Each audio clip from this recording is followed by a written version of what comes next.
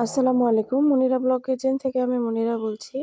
আজ আপনাদের তৈরি করে দেখাবো গ্রাম্য পদ্ধতিতে কিভাবে খুব সহজে পাটিসাপটা পিঠা তৈরি করে নেওয়া যায়। একদম সহজ পদ্ধতি, যে কেউ দেখলে এভাবে আপনারাও তৈরি করে নিতে পারবেন।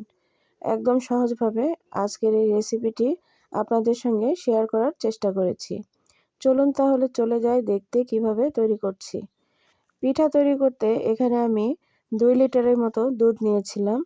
এখানে বাড়ির খাঁটি গরুর দুধ, সেটাই জাল করে কমিয়ে নিয়েছি। এখন এই দুধটাকেও ভালোভাবে আরও জাল করে একদম ঘন করে নিতে হবে বা শুকিয়ে নিতে হবে।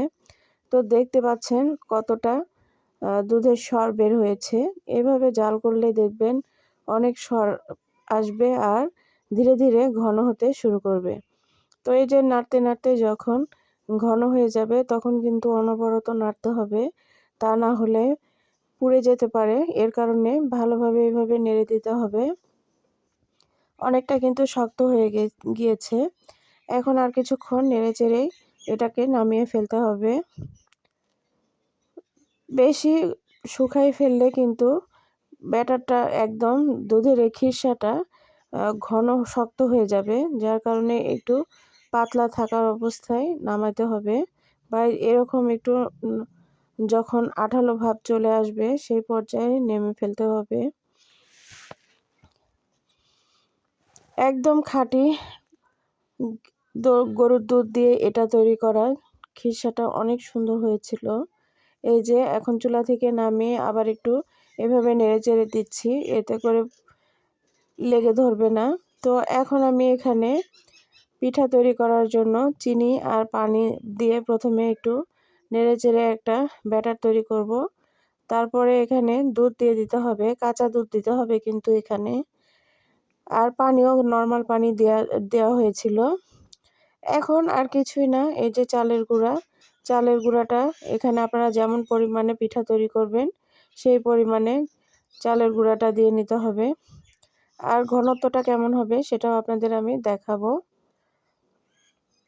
এখানে আপনারা যদি চান কেউ, সেক্ষেত্রে এখানে একটু ময়দা দিতে পারেন, না দিলেও কোনো সমস্যা নেই। এই যে এরকম পাতলা হবে একদম ব্যাটারটা। এখানে আরও অনেক ধরনের পিঠা তৈরি করা হয়েছিল, সেই পাতিলেই এই ব্যাটারটা গোলানো হয়েছে। এই যে এরকম পাতলা হবে। তো এখন একটা ফ্রাই প্যান নিয়েছি, তার মধ্যে এখানে তেল দিয়ে দেওয়া হচ্ছে। তেল দেওয়ার পর এখন এখানে এভাবে 1 চামচ ব্যাটার ঢেলে দেওয়া হলো। দিলেই দেখবেন চতুর্দিক দিয়ে ছড়িয়ে যাবে সুন্দরভাবে।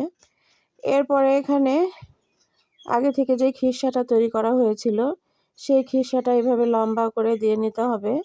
এতে করে পিঠার চতুর্পাশে খিরসাটা সমানভাবে পড়বে। তো এখন এই যে এভাবে ভাঁজ করে নিতে হবে। এভাবে একটু উল্টিয়ে নিলেই সুন্দর ভাঁজ চলে আসবে, শেপ চলে আসবে। তো এই যে দেখুন একদম কিন্তু রেডি একটা পিঠা। তো আপনাদের বোঝার সুবিধার্থে আমি আরও কিছু পিঠা তৈরি করে দেখাবো। এই পিঠাগুলো খেতে কিন্তু অসাধারণ লাগে, যা বলার মতো না।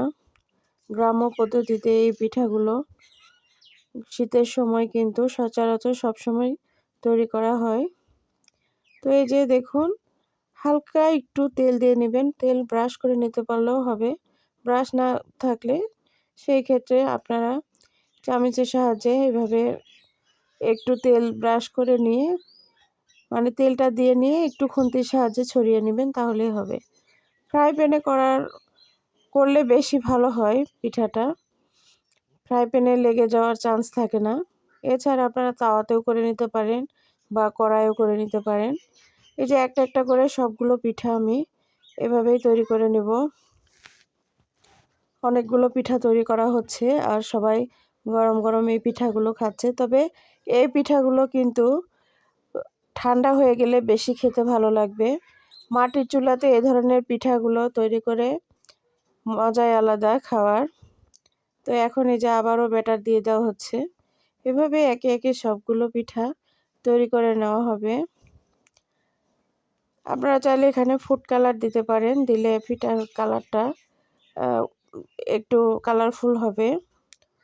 তবে কালার দিলে কালারটা যেহেতু স্বাস্থ্যসম্মত না, আমি মনে করি এভাবে পিঠাটা তৈরি করলেই বেশি ভালো হবে। তো এই যে সবগুলো পিঠা তৈরি করে নিয়েছি। কেমন হলো আজকের এই সহজ রেসিপিটি অবশ্যই কমেন্ট করে জানাতে ভুলবেন না। আর যারা নতুন আমার চ্যানেলে, অবশ্যই আমার চ্যানেলটি সাবস্ক্রাইব করে পাশে থাকবেন। পাশে থাকা বেল আইকনটি বাজিয়ে রাখবেন। নতুন কোনো ভিডিও আপলোড হলে সঙ্গে সঙ্গে আপনাদের কাছে নোটিফিকেশন যাবে। অনেক আশেপাশে নয়েজ আসছে, প্লিজ ক্ষমা সুন্দর দৃষ্টিতে দেখবেন। আর অবশ্যই কমেন্ট করে যাবেন কেমন লাগলো আজকের এই রেসিপিটি। ধন্যবাদ সবাইকে।